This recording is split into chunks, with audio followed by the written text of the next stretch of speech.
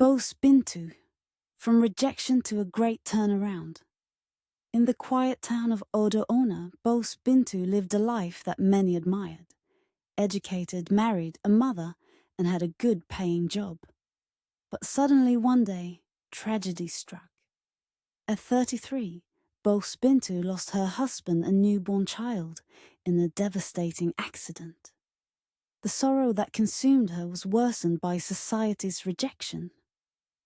Now, widowed and childless, she became an outsider, excluded from many community activities. The women's groups she had once been a part of subtly distanced themselves. She was no longer welcomed in discussions about family life and parenting. At community gatherings, she felt the weight of exclusion. Whispers followed her like shadows, and loneliness became her only companion. As months turned into years, depression gnawed at her spirit. She realized she had two choices, either to wither away or take control of her life. With steely determination, Bose Bintu made a bold decision. She would leave everything behind and start anew in a foreign land. With meager savings and a heart full of silent prayers, she boarded a flight to Algeria, a bustling country known for its opportunities.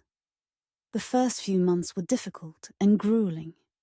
She worked tirelessly, cleaning offices in the morning, waiting tables at noon, and taking evening classes to refine her skills. She volunteered at orphanages and shelters. She found solace in giving love to children who, like her, had lost so much. 15 years of resilience and unwavering hard work and dedication transformed her into a woman of success.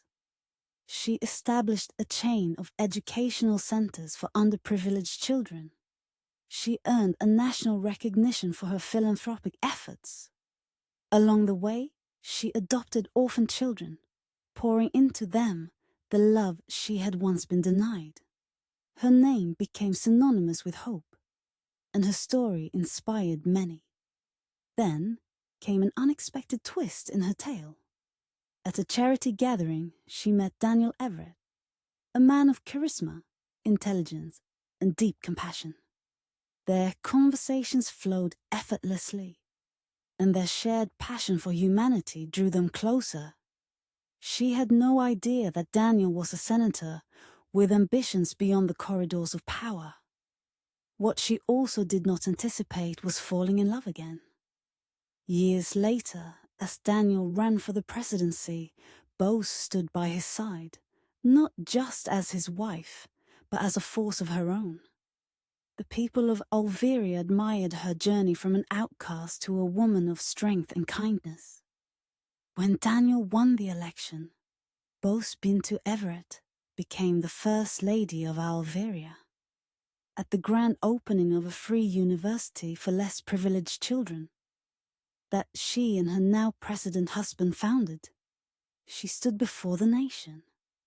In her address to everyone, she encouraged them to be resilient, to extend love to others and trust the universe to give each one new positive beginning, just as the universe did for her.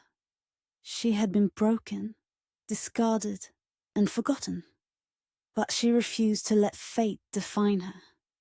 As she gazed at the crowd, including her adopted children who had grown into strong individuals, she realized something profound. She had found her family, her purpose, and most importantly, her happiness.